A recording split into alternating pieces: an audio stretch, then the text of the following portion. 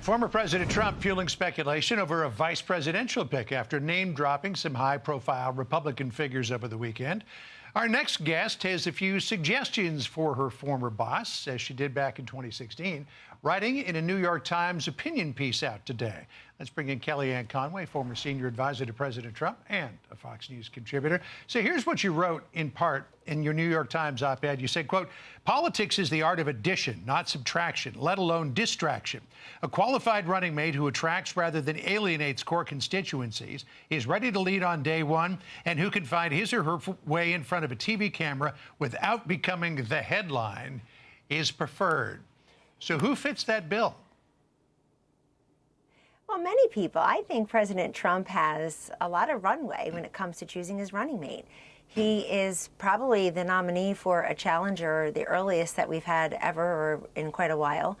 And he has, I think, an embarrassment of riches. And speaking of rich embarrassments, no one seems less popular than Kamala Harris. So Joe Biden is stuck with her.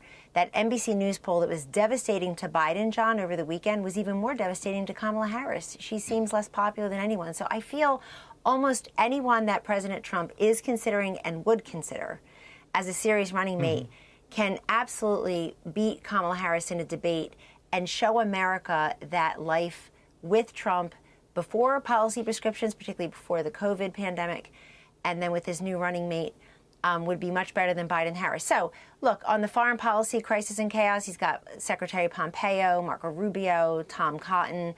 I think that Tim Scott checks a lot of the boxes, somebody who dropped out of the race and is actively campaigning for President Trump, but who will eat into this notion that the Democrats have a lock on African Americans, Hispanic Americans, Asian Americans, union households.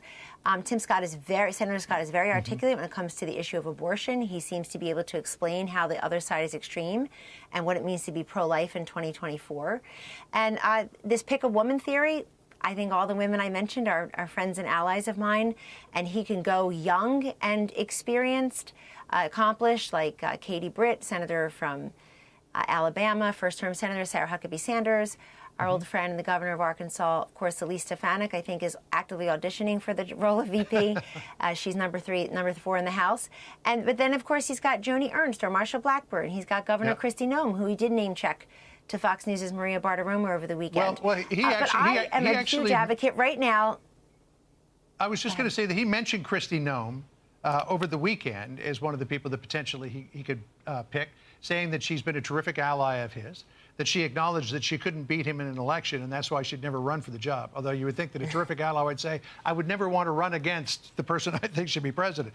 But here's what you wrote about this idea that you've got to match Kamala Harris with a woman. You said, the most popular suggesting I'm hearing is that Mr. Trump do as Mr. Biden did 4 years earlier and, quote, pick a woman as his running mate. But Mr. Biden and the country suffer daily the consequences of embracing identity politics.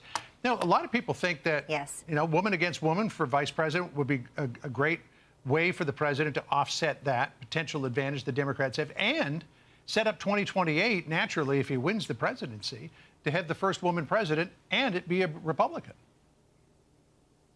Well, two things there, John. Like I said, all the women I've mentioned in the piece and beyond are very capable and would do a much better job than Biden or Harris, no question.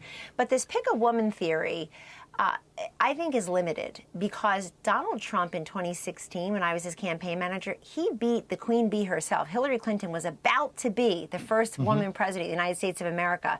And we beat her while a majority of the voters were women.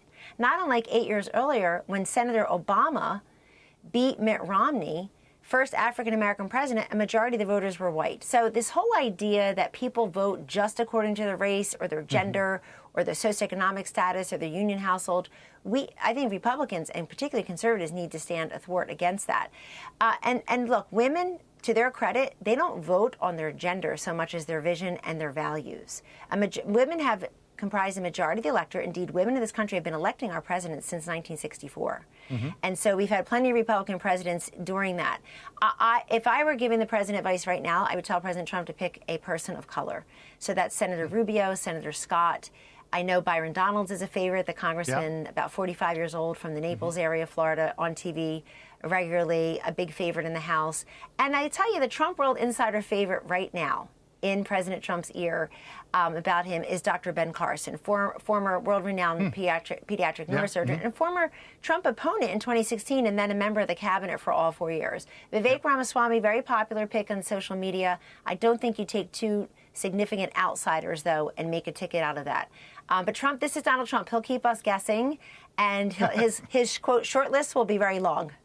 Well, you're the one who suggested Mike Pence to him, and that helped him with evangelicals. So that we'll is see true. if he takes your advice again. Kellyanne, always great to spend time with you. Thank you. Hey, Sean Hannity here. Hey, click here to subscribe to Fox News YouTube page and catch our hottest interviews and most compelling analysis. You will not get it anywhere else.